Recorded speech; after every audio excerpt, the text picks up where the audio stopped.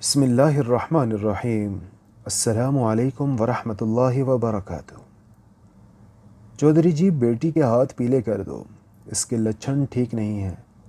شاہدہ بیوی چودھری شمشاد سے فکر مندی کے ساتھ مخاطب ہوئی۔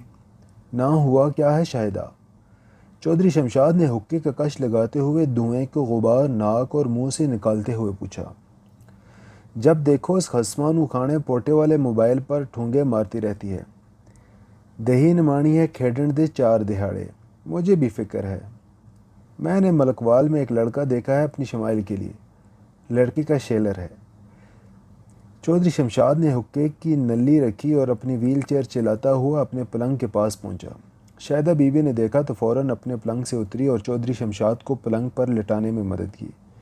چودھری جی، ایسے ہی ہاں مت کر دینا، میں نے لڑکا دیکھنا ہے۔ شمعون کا رشتہ بھی خود ہی طے کر دیا تھا۔ مقدر والا ہے تیرا بیٹا، جو ماہم جیسی لڑکی اس کی زندگی میں آئے گی۔ ہاں جی، بڑے مقدر ہیں، کہیں سے لگتا ہے زمینداروں کی دیہی ہے۔ ذات ملوک نہیں، ریت ملوک ہوتی ہے۔ چودھری جی، آپ کے بھائی اور بھابھی نے کڑیوں کو پڑھائی ہی کی طرف لگائے رکھا۔ 10 بندوں کا کھانا پکانا پڑ جائے تو دونوں بہنوں کو موت پڑ جاتی ہے۔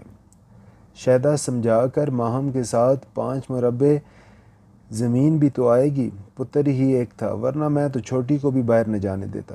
شوقی بتا رہا تھا، مہر سعید کی بہن ہے سنبل، میاں چنو میں نانکوں کے گھر رہتی ہے۔ پورے 6 مربع ہیں اس کے نام پر۔ مجھے تو اپنو شامون کے لیے وہ پسند ہے۔ شاہدہ بیوی: تیری تو ماری گئی ہے مت، میں نے سنا ہے وہاں کسی لڑکے کے ساتھ پکڑی گئی تھی۔ نانی نے ہاتھ جوڑ کر واپس بھیجی۔ چودھری جی: ایسے ہی آوائی ہے، کوئی ایسی ویسی بات نہیں۔ میاں چنو میں اپنی مسجدہ رہتی ہے، اس سے میں نے سب پتہ کروایا ہے۔ بلے وہی بلے۔ شاہدہ بیوی: تیریاں پھرتیاں، ایک بات کان کھول کر سن لے تو، شمعون کی شادی صرف اور صرف ماہم سے ہی ہوگی۔ ابے نے ملکوال میں میری شادی طے کر دی ہے۔ شمائل نے منہ بناتے ہوئے ستارہ کو اطلاع دی۔ یہ تو خوشی کی بات ہے، تیرے منہ پر یہ 12 کیوں بجے ہیں؟ ستارہ نے پوچھا۔ میں نے تو مزمل بیگ سے محبت کرتی ہوں، وہ بھی مجھ سے شادی کرنا چاہتا ہے۔ شمائل نے اپنی پریشانی بتائی۔ ایسا مزمل نے خود کہا کہ وہ تم سے شادی کرنا چاہتا ہے؟ ستارہ کو تعجب ہوا تھا۔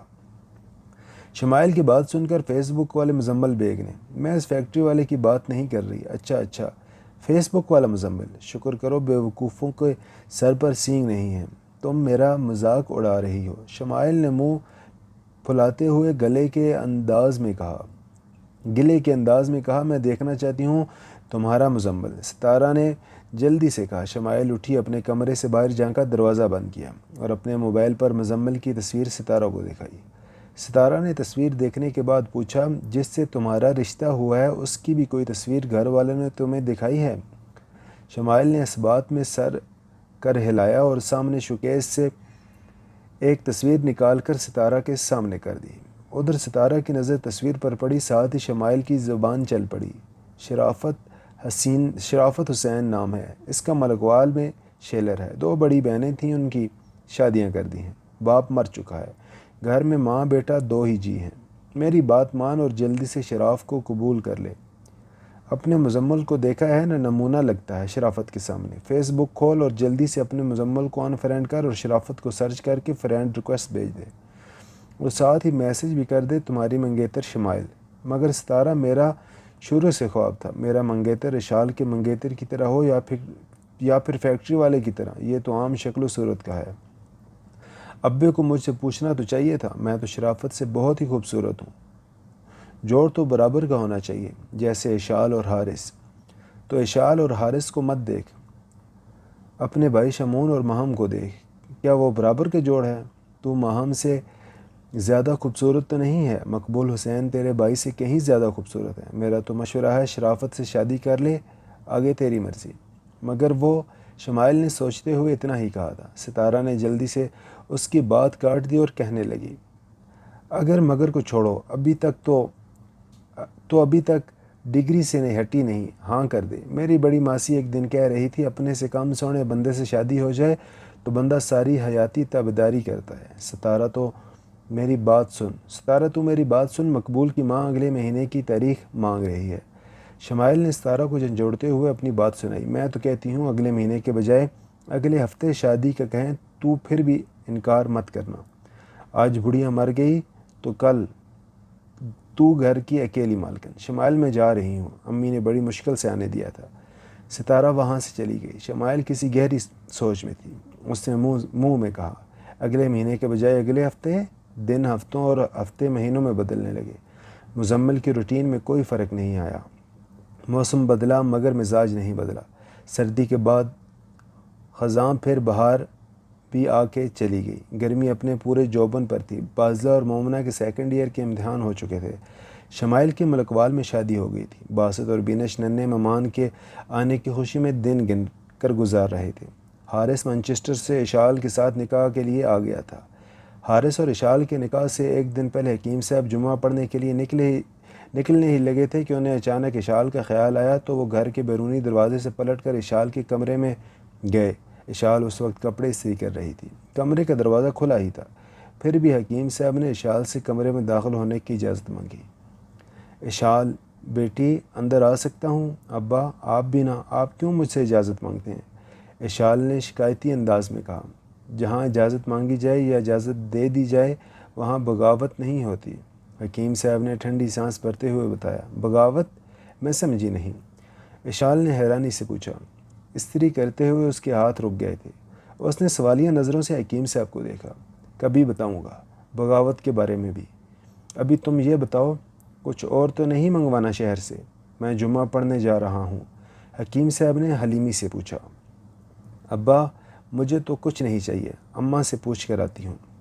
اشال نے استری کا پلگ نکالتے ہوئے کہا تھا، تمہاری اماں سے میں پوچھ چکا ہوں۔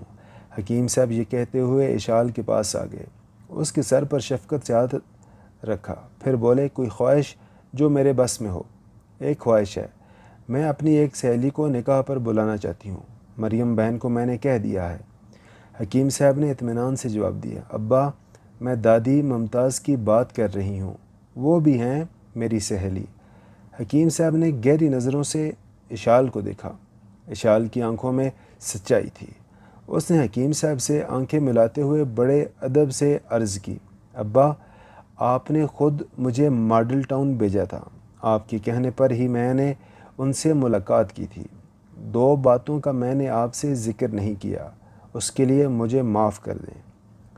حکیم صاحب نے آنکھوں کے اشارے ہی سے سوال پوچھ لیا، میں ان سے موبائل پر اکثر بات کرتی ہوں۔ اشال نے یہ کہا اور گردن جھکا لی۔ حکیم صاحب اب بھی اس کے چہرے کو دیکھ رہے تھے۔ دوسری بات، حکیم صاحب نے تشویشی انداز سے پوچھا تھا۔ اشال نے یہ سنا تو لوہے کی سیف الماری سے ممتاز بیگم کا دیا ہوا کنگن نکال لائی۔ یہ دادی ممتاز نے مجھے دیا تھا، میں نے اماں کو اسی دن اس کنگن کے بارے میں بتا دیا تھا، آپ کو بتانے سے ڈرتی تھی۔ ابا، آپ کی قسم، میں یہ نہیں لینا چاہتی تھی۔ ان کے خلوص اور محبت کے آگے میری ایک نہیں چلی۔ اشال حکیم صاحب کو یقین دلانے کی کوشش کر رہی تھی۔